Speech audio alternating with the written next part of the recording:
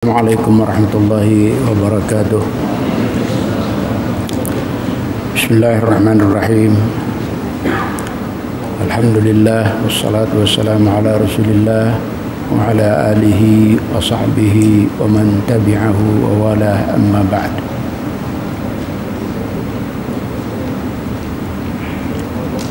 Allahumma inna nasta'inuka wa nastahdika wa nastaghfiruka wa natubu ilaik wa nu'minu bika wa natawakkalu alayka wa nathna alayka al-khaira kullah nashkuruka wa la nakfuruk wa nakhla'u wa natruku man yafjuruk.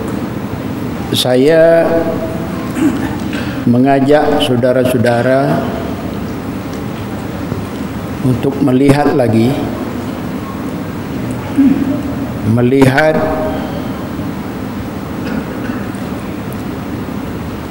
apa yang sedang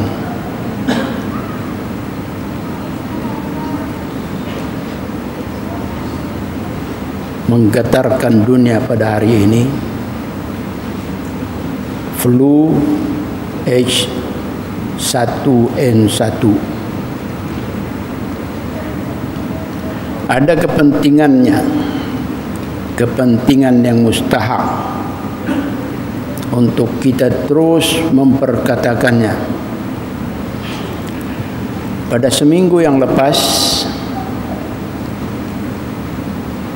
saya telah menyebut pada setakat masa itu ada 12 buah negara telah disahkan dijangkiti wabak selesema babi H1N1 ini. Sekarang dalam jarak seminggu selepas itu, ia telah meningkat kepada 23 buah negara. Menurut Pertubuhan Kesehatan Sedunia WHO, setakat ini 1893 kes telah dikesan di 23 buah negara tersebut tadi, dan sehingga kuliah ini disampaikan, Meksiko melaporkan mengalami 942 kes jangkitan, termasuk 29 kematian. Amerika 642 kes, 2 kematian. Sementara negara-negara lain yang turut melaporkan tetapi tiada kematian: Australia seorang, Kanada 165, Hong Kong seorang, Costa Rica seorang, Denmark seorang, Perancis 5, Jerman 9, Ireland 1, Israel 4, Italia 5, Belanda 1, New Zealand 5, Korea Selatan 2, Spanyol 73, Switzerland 1, Britain 28, Colombia 1, El Salvador 2, dan Guatemala 1. Angka-angka ini wallahu a'lam boleh saja meningkat bila-bila masa. Sama ada bilangan negara maupun mereka yang dijangkiti boleh saja meningkat. Boleh saja meningkat. Namun semua negara di dunia yang kena ataupun tidak sama-sama proaktif mengambil langkah berjaga-jaga yang ketat. Suatu langkah bersepadu yang sangat bagus untuk melawan atau mengelak serangan selesema babi H1N1 ini. Di Di samping dunia sibuk mencari penawarnya, mencari vaksin pencegahnya, apakah lagi langkah yang berfaedah yang patut dibuat berkaitan dengan isu ini? Telah di-highlight sekarang nama khinzir, telah terangkat nama babi, dan wabak juga dipanggil selsema khinzir atau selsema babi. Sehingga karena itu ada negara di dunia yang bertindak menghapuskan babi, melarang pengimportan babi dan sebagainya. Babi, ya babi. Babi telah naik nama sekarang, saudara. Babi yang dalam Islam ialah binatang najis mughalladah, najis berat yang haram dimakan.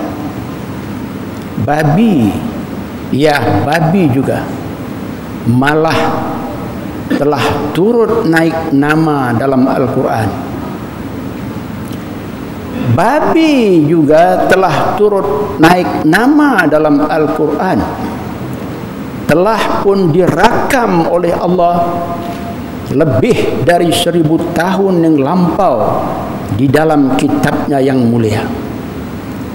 Ia dirakam untuk memberi peringatan dan amaran mengenainya. Ada 4 tempat dan 4 ayat yang berlainan babi itu disebut. Ada dalam 4 tempat dan 4 ayat yang berlainan babi itu disebut. Tempat pertama surah Al-Baqarah ayat 173. A'udzu billahi minasyaitonir rajim. Innama harrama 'alaikumul maitata wad-dama wa lahmal khinziri wa ma uhilla bihi li ghairillah. Tafsirnya, sesungguhnya Allah hanya mengharamkan kepada kamu makan bangkai dan darah dan daging babi dan binatang yang disembelih tidak kerana Allah. Itu satu tempat dan satu ayat. Tempat kedua surah Al-Maidah ayat 3. Hurrimat 'alaikumul maitatu wad-damu wa lahmul khinzir. Tafsirnya, diharamkan kepada kamu memakan bangkai binatang yang tidak disembelih dan darah yang keluar mengalir dan daging babi. Itu 2 tempat dan 2 ayat. Tempat ketiga surah Al-An'am ayat 145. Qul la ajidu fi ma uhiya ilayya muharraman ala ta'imin yat'amuhu illa an yakuna maitatan aw daman masfuhan aw lahma khinzirin fa innahu rijsun. Tafsirnya, katakanlah wahai Muhammad, aku tidak mendapati di dalam apa yang telah diwahyukan kepadaku sesuatu yang diharamkan bagi orang yang hendak memakannya, kecuali jika benda itu bangkai atau darah yang mengalir atau daging babi, karena sesungguhnya daging babi itu adalah kotor. Dan tempat yang akhir, tempat keempat, surah An-Nahl ayat 115. Innama harrama 'alaikumul maitata wad-dama wa lahmal khinziri wa ma uhilla li ghairillahi bih. Tafsirnya, sesungguhnya Allah hanya mengharamkan kepada kamu bangkai dan darah dan daging babi dan binatang yang disembelih tidak kerana Allah. Ini ayat-ayat Allah yang menyebut tentang babi. Sebutan ayat-ayat ini seperti saja berulang-ulang kedengarannya, keadaannya, yang membawa pengertian kepada kita betapa ia adalah betul-betul perlu untuk diambil ingatan, sehingga Allah Subhanahu wa taala telah mengulang-ulangnya di beberapa tempat dalam Al-Quran. Salah satu daripada ayat yang 4 ini memberitahu pula kepada kita mengapa ia diharamkan, ialah karena kotornya, fa innahu rijsun. Kotor itu pula bukan kotor calang-calang, bukan kotor biasa, tetapi kotor luar biasa, sehingga ia dihukumkan sebagai najis berat, mughalladah, yang memerlukan cara menyucinya pun adalah tersendiri dari najis-najis yang lain. Kalau kita orang arif bijaksana, ini saja pun sudah cukup, sudah memadai untuk kita meyakini tentang hukum haramnya, dan sekaligus menambahkan lagi azam kita untuk lebih menjauhkan diri daripadanya. Kesan seperti ini yang kita dapat setelah memahami hakikat babi menerusi ayat-ayat tersebut, dinamakan ia kesan ilmu. Pada peringkat ini, ilmu telah mula membuka rahsia babi dan rahsia pengharamannya. Mengapa ia diharamkan? Pada peringkat ini, ilmu telah mula membuka rahsia babi dan rahsia pengharamannya. Mengapa ia diharamkan? Nanti insya Allah akan kita lihat lagi. Sebelum itu, saya dengan yakin suka menegaskan bahawa di antara peranan besar ilmu ialah turut membawa, yakni menyampaikan manusia kepada mentauhidkan Allah Subhanahu wa taala. Walaupun ilmu mengenai babi, kalau kita mendalam mengenainya, akan menambahkan keyakinan kita kepada ayat-ayat Allah yang menerangkan tentang perihal babi sebagaimana yang saya sebutkan tadi. Ketika seorang angkasawan Rusia berjaya balik semula ke bumi, beliau telah ditanya di dalam sidang medianya, apakah yang dia nampak ketika berada di dalam kapal angkasanya. Angkasawan itu memberitahu, saya nampak bumi kita ini umpama sebiji bola tergantung di udara. Tetapi paling menghairankan saya, katanya, siapakah yang menggantungnya atau memegangnya itu?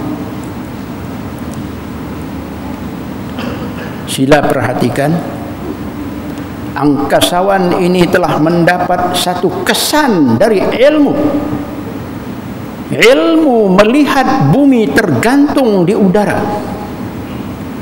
Dan dari kesan tersebut melahirkan pertanyaan yang sangat berharga dan sangat bermakna ini, yaitu siapakah yang menggantung bumi, atau siapa yang memegangnya sehingga ia tahan-tahan tidak jatuh itu.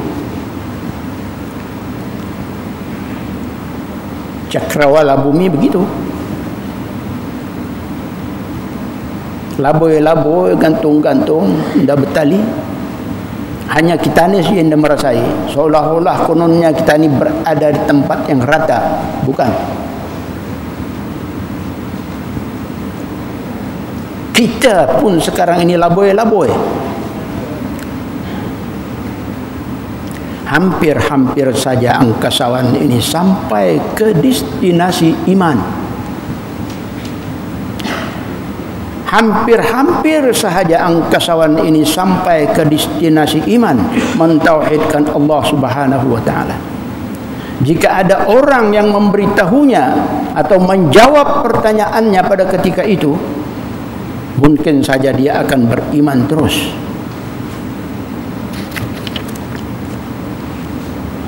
Siapakah yang memegang bumi terapung-apung itu?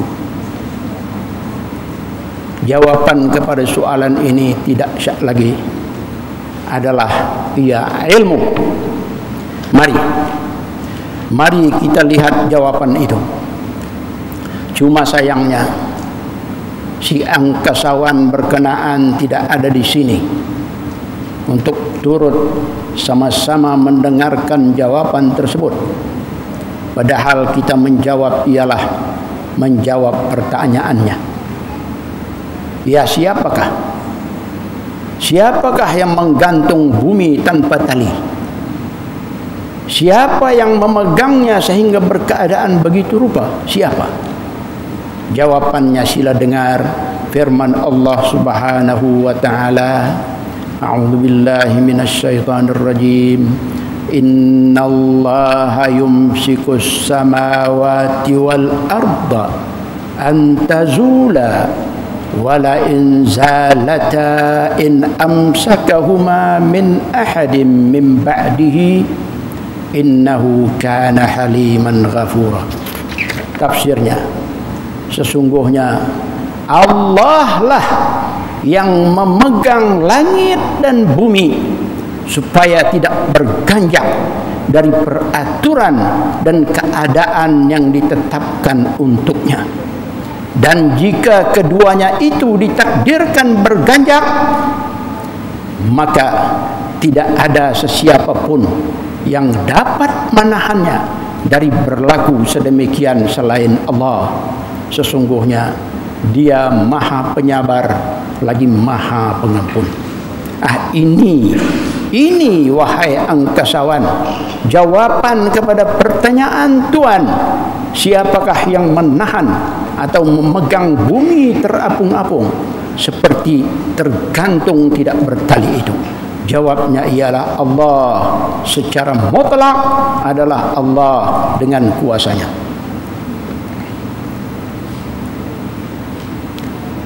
Berbalik kita kepada isu babi.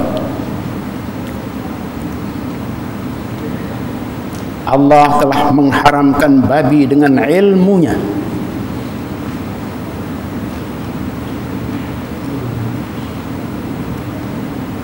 Bukan dengan macam kita ni suka-suka hati.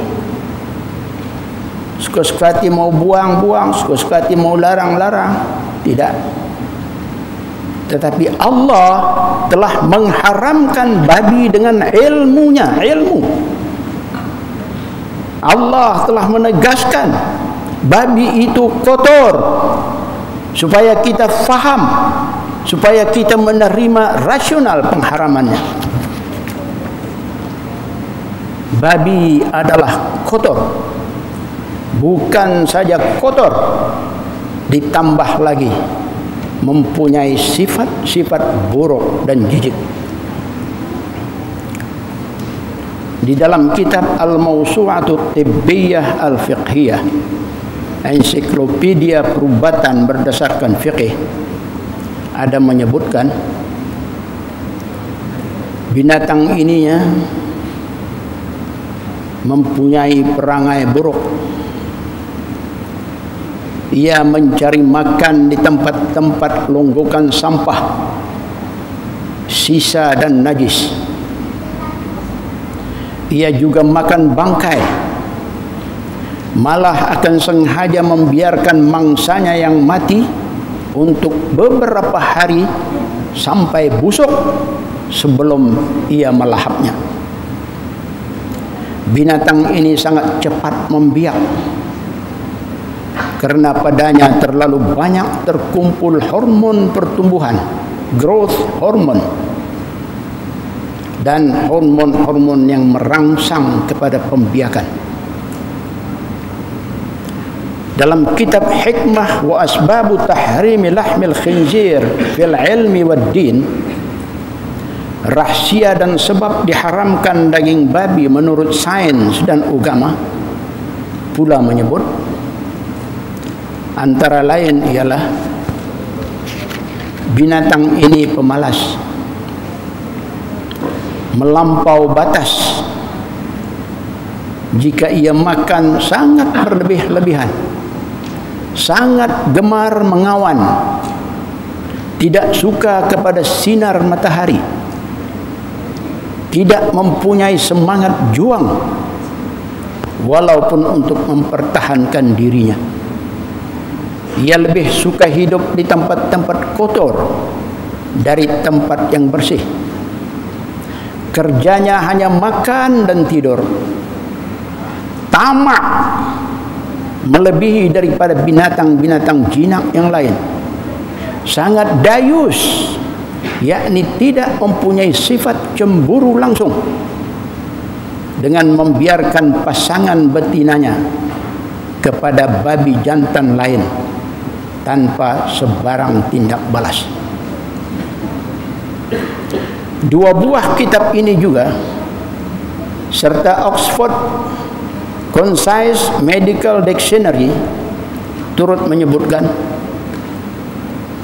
babi mengandungi pelbagai virus dan parasite yang tidak mati walaupun setelah dimasak.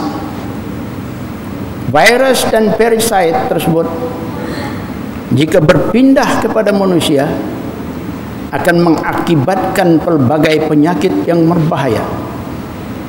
Di antaranya saya sebutkan di sini 6 sahaja.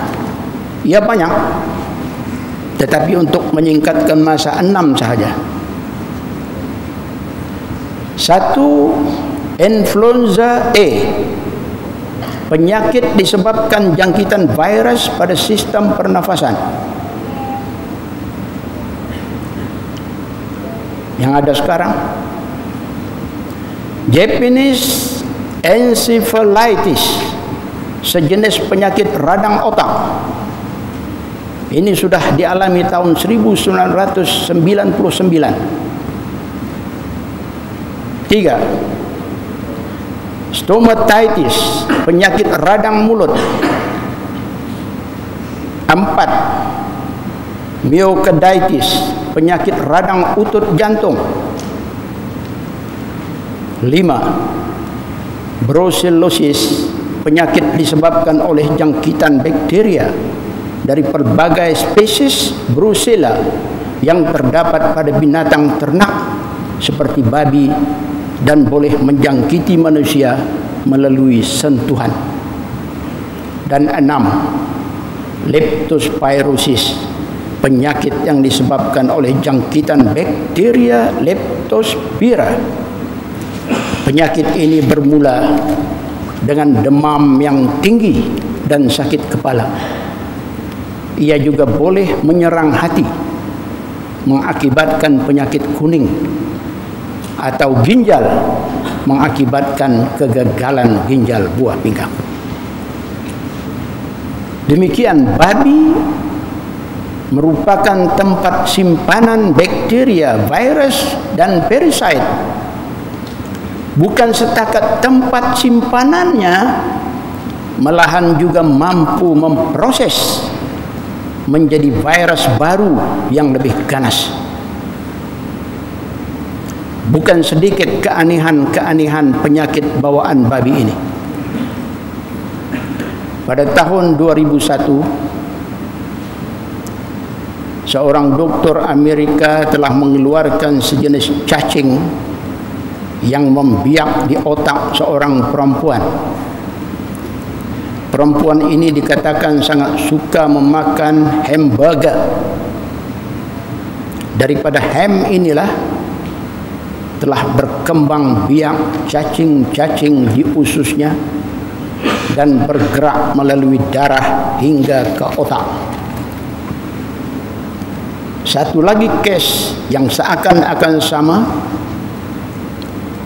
berlaku setahun yang lepas, 2008, di sebuah hospital di Washington, Amerika.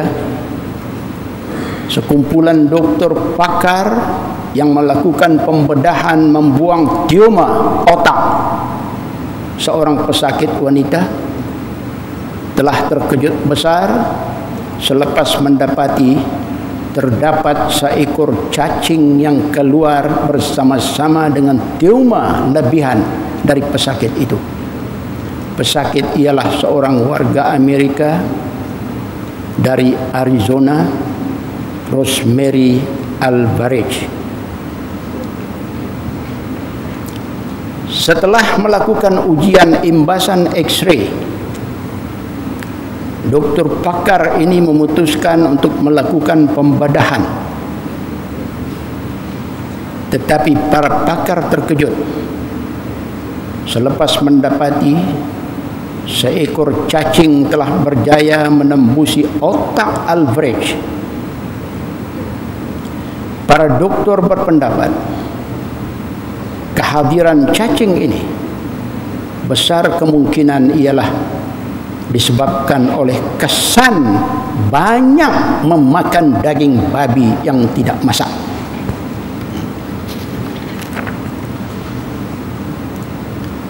Dari sudut sains,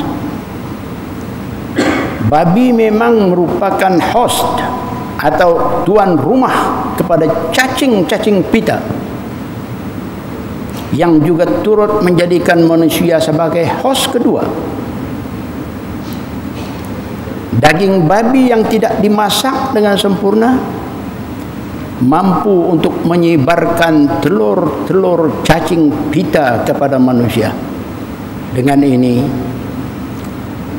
sebenarnya penyakit-penyakit bawaan babi sudah tidak asing lagi kepada dunia. Ia telah turut mengisi lipatan sejarah sejak lama lagi. Pada tahun 1918, virus influenza ini dianggarkan telah membunuh sehingga 20 juta jiwa di seluruh dunia. Malah ada lagi anggaran bukan 20 juta tetapi 40 juta. La ilaha illallah. Tahun 1918 ramai kita di sini, ini belum ada lagi. Kalau indah kita ni pun tahu bagaimana kegemparan masa itu. Orang mengkaji apa sebab-sebabnya. Di antara sebab-sebab itu yang paling atas sekali ialah bawaan babi. Penyakit ini adalah bawaan babi. Virus influenza ini datang dari babi,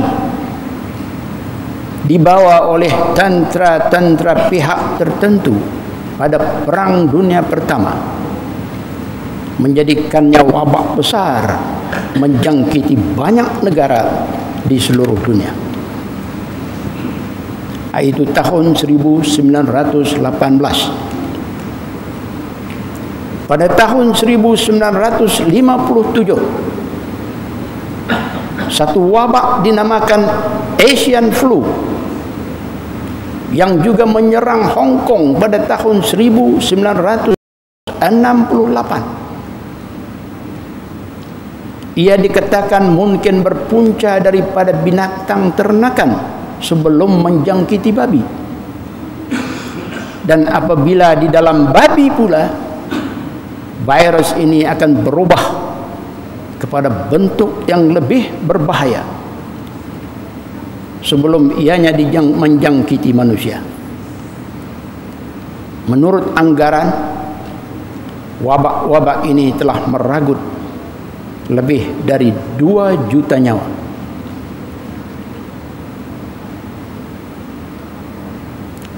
Sekarang kita yang kedengaran belum ada jumlah sebesar itu.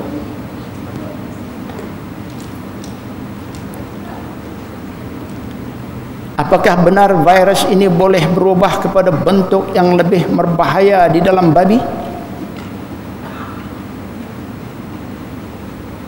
Alex Feno, pengarang terkenal buku Lethal Laws, Animal Testing, Human Health and Environmental Policy, telah mensahkan, ya, kuman-kuman virus daripada babi adalah mampu untuk berubah menjadi lebih berbahaya dari masa ke semasa.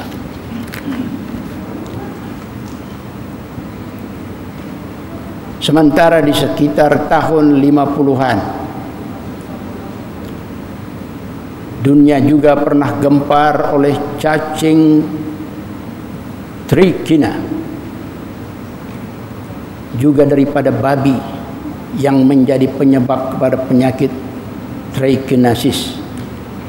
Obat untuknya belum ada lagi pada masa itu, menyebabkan satu amaran telah dikeluarkan di Amerika tentang bahaya memakan daging babi. Amaran tersebut dikeluarkan oleh Washington Post bertarikh 31 Mei 1952. Dan rasanya kita belumlah lupa lagi, di sekitar 10 tahun yang lalu, pada tahun 1999, masyarakat rantau kita ini pernah gempar dengan kemunculan wabak Japanese Encephalitis, JE, sejenis penyakit radang otak yang membunuh ramai mangsanya. Wabak ini disahkan sebagai bawaan babi, berpunca daripada virus dan parasite yang ada pada babi. Ia berpindah kepada manusia menjadi wabak. Dan sekarang, setelah 10 tahun wabak JE menyerang rantau kita, kini muncul pula wabak lebih ditakuti, selsema babi H1N1. Ia lebih menggugat warga dunia keseluruhannya. Menurut kajian, virus selesema babi boleh berubah, atau lebih tepat sentiasa berubah, seperti juga virus influenza yang lain. Virus selesema babi, walaupun pada kebiasaannya merupakan spesies yang spesifik dan hanya menjangkiti babi, namun virus ini juga boleh berpindah kepada manusia, menjadikan mereka sakit. Inilah yang sedang berlaku sekarang.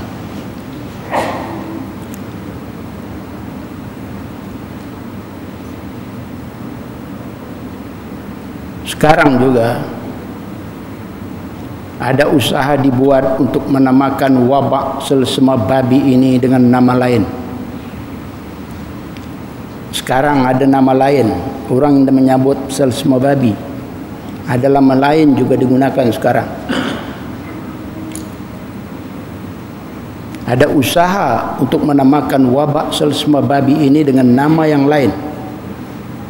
Lalu Pertubuhan Kesehatan Sedunia pun mengumumkan baru-baru ini bahwa virus penyakit ini tidak lagi dipanggil virus flu babi, karena tidak mahu ianya akan memberi gambaran negatif kepada setengah negara, sehingga akan melakukan pembunuhan terhadap babi-babi.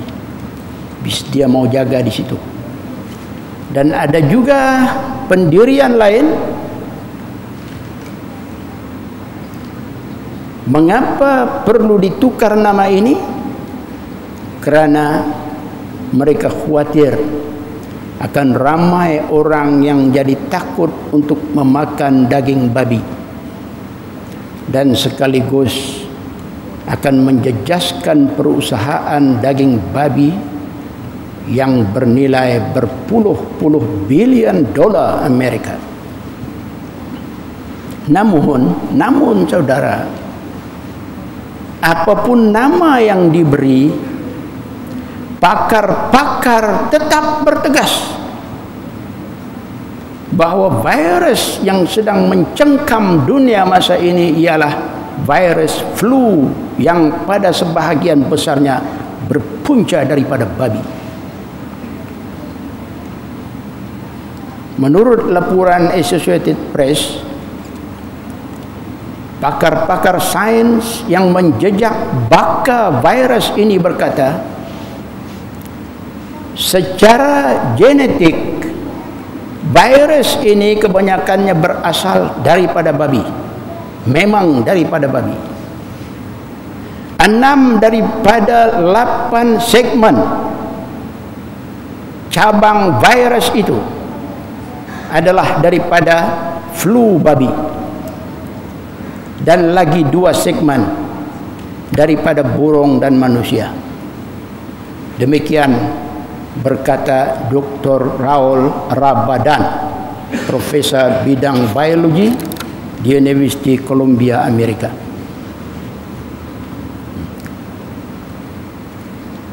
Pendeknya, semua kajian-kajian ilmiah segenap pihak, sama ada di timur maupun di barat, telah mendapati dengan jelasnya akan bahaya babi itu. Dalam BBC News tahun 1999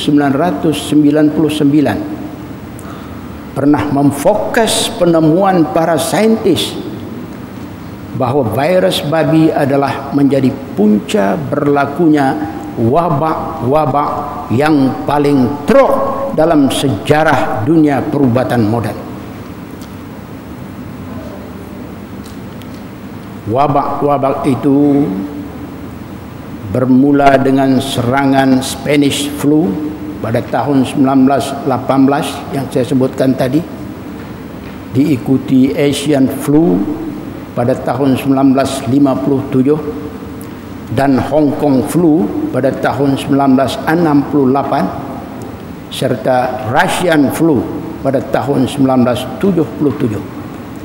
Menurut kajian-kajian itu mendapati kuman-kuman pembunuh ini adalah dikeluarkan oleh babi sebelum menjangkiti manusia. Jadi tidak ada alasan lain lagi. Tidak ada lagi alasan untuk menyangkal hakikat ini. Ternyata sudah amaran dan peringatan Allah mengenai babi adalah amat tepat dan sungguh bernilai. Ia bukan omong kosong.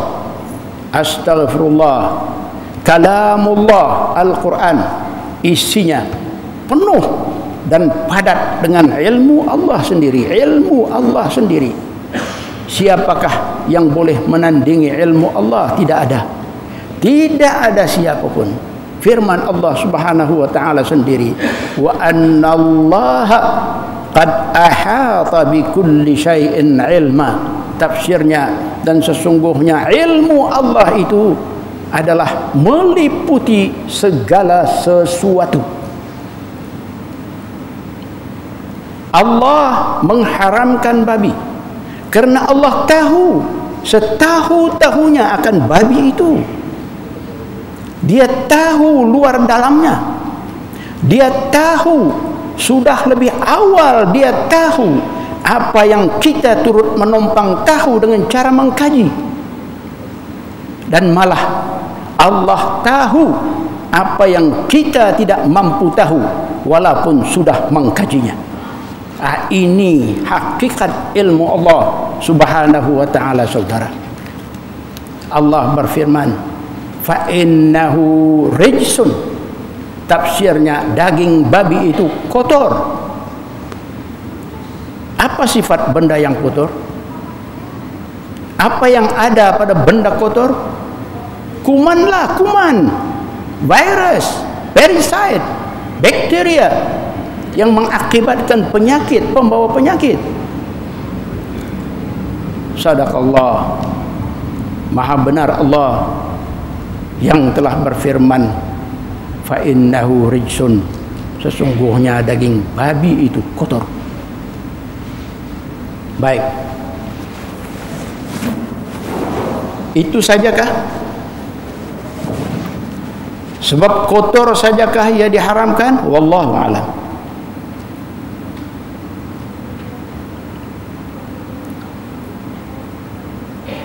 Allah dalam firman-Nya ini tidak juga berterang-terang mengatakan sebab aku haramkan ini babi karena dia kotor. Tidak. Cuma Allah beri isyarat kepada kita, fa innahu rijsun, daging babi itu kotor, kotor. Jadi kita boleh pegang salah satu sebab Allah mengharamkan babi karena ia kotor. Jadi jangan hampiri yang kotor, apalagi makan, hampiri pun jangan. Nah, Allah beri isyarat begitu. Tapi itu sajakah? Sebab kotor sajakah ia diharamkan? Wallahu a'lam. Ayat-ayat mengenai babi ini semuanya ada 4 tadi yang saya sebut. Cuma satu saja dari 4 itu yang menyebut tentang kotor ini, sementara yang 3 lagi tidak menyebutnya, diam.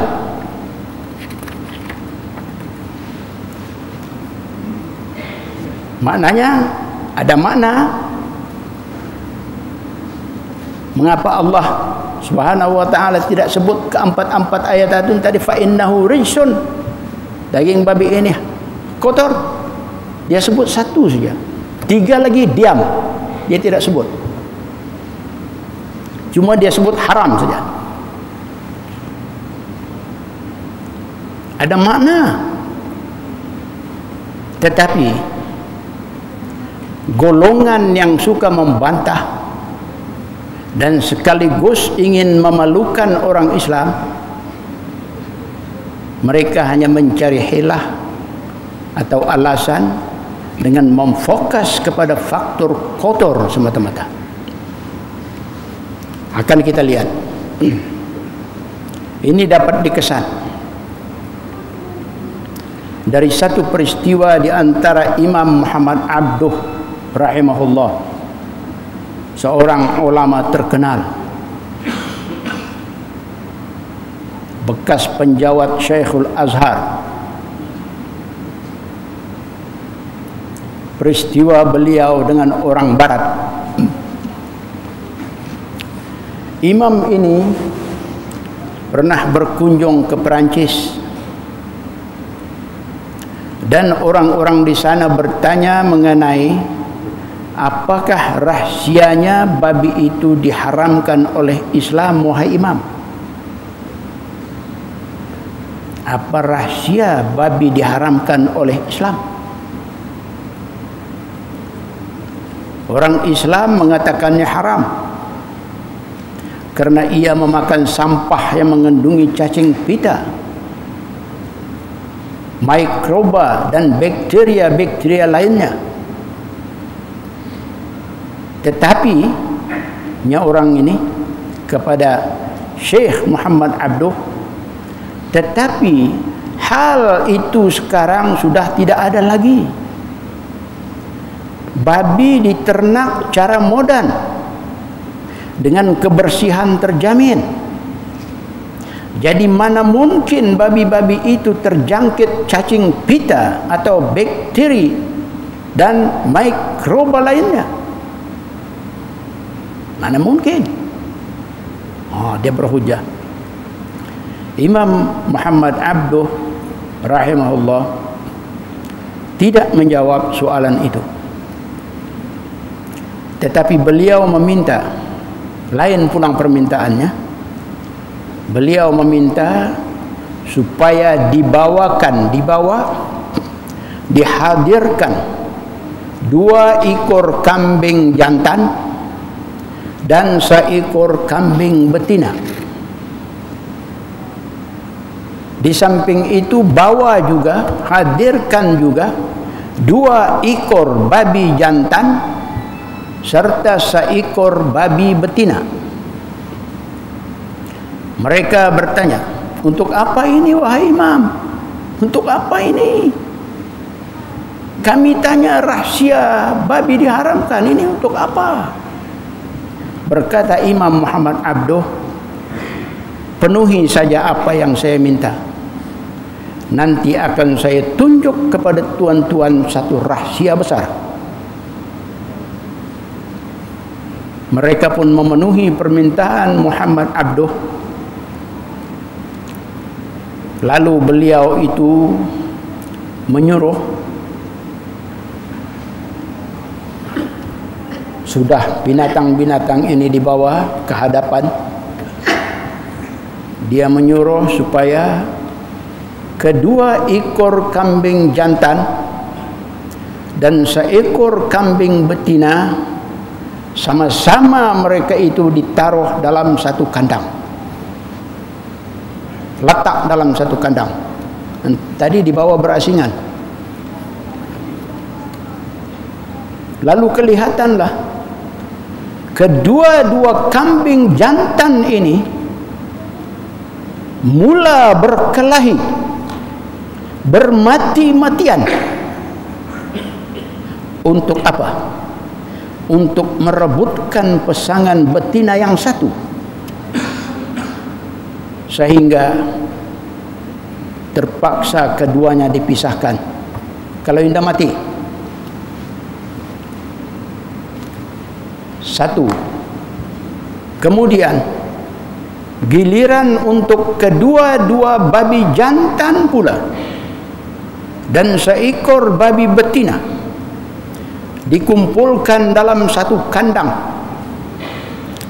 Kali ini orang-orang yang hadir menyaksikan satu keanehan, bahwa babi-babi jantan itu tidak sedikit pun bergaduh, tidak sedikit pun bergaduh seperti 2 ekor kambing jantan tadi, tetapi malah salah seekor daripada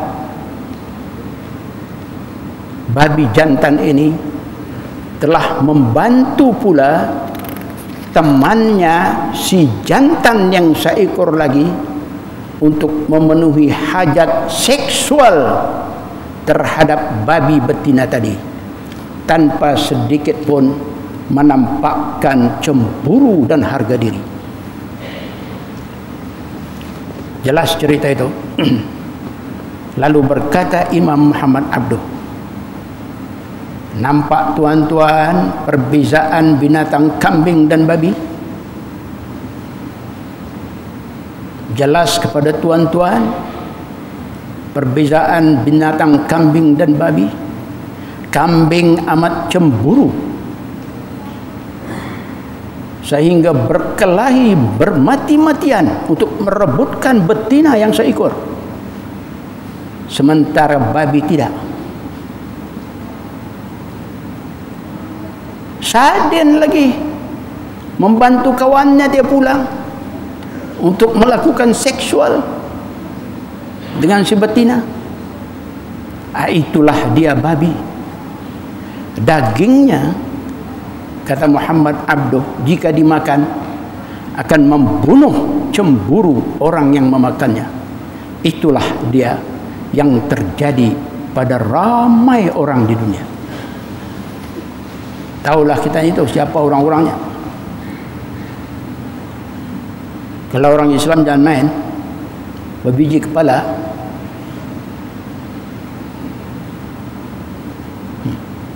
Seorang lelaki boleh melihat dan membiarkan istrinya bersama lelaki lain tanpa rasa cemburu. Ada atau tidak? Berjurit.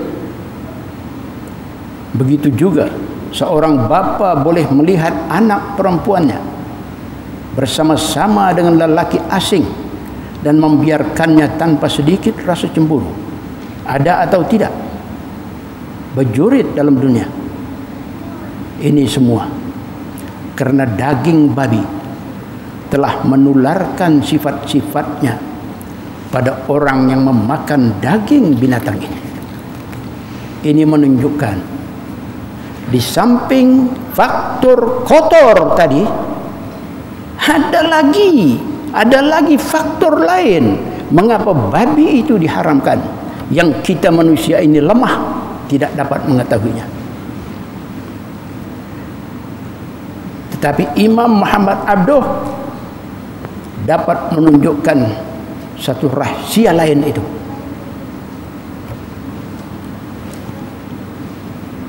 Jadi selain kotor dan membunuh sifat cemburu, mungkin ada lagi wallahu alam.